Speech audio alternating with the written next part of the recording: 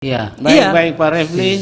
Saya juga punya hak untuk I know. bantahan. Dan Anda sudah Tidak melakukan apa-apa. itu. Sama-sama Karena itu kita menghormati. Ya, kira-kira bersedia nggak Anda memberikan fotokopi pajak kepada majelis untuk melihat berat, soal Refli. integritas? Ya. Pertanyaannya apa yang Ini sudah dipresentasi terlalu tadi personal begini ya. Eh. Jadi pertanyaan aja mengenai soal kasus yang kita hadapi saja sebaiknya. Begini, Terima kasih, Yang Mulia. tolong pihak terkait menghormati pertanyaan saya. Kalaupun dia tidak mau menjawab, itu nggak apa-apa. Iya. Iya. Baik Pak Refli.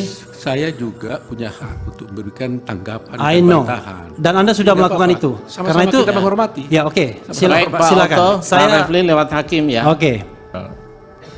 Rifai akan mengajukan pertanyaan. Ya. Terima kasih Yang Mulia.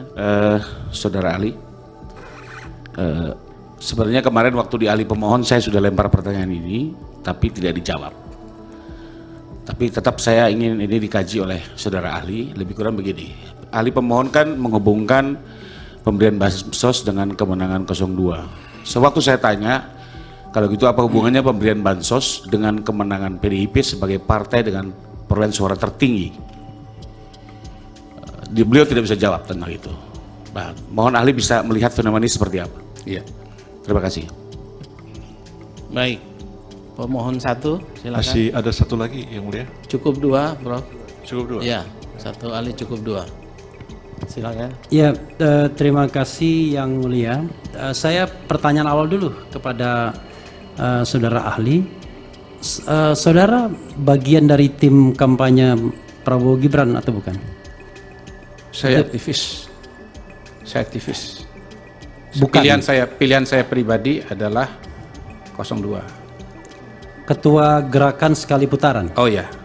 Saya mendirikan organisasi namanya Gerakan Sekali Putaran. Itu relawan buat pemenangan Prabowo Gibran. Betul, saya lengkapi kemenangan dalam sekali putaran dan berhasil dengan gemilang. Oke.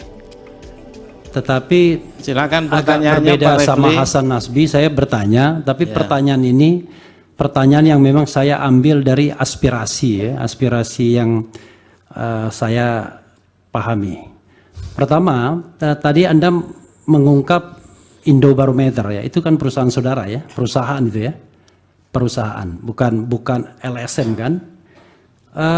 Berapa kali Anda melakukan survei yang terkait dengan Pilpres dan dari mana sumber dananya atau dengan siapa pendonornya atau pendananya, itu yang pertama.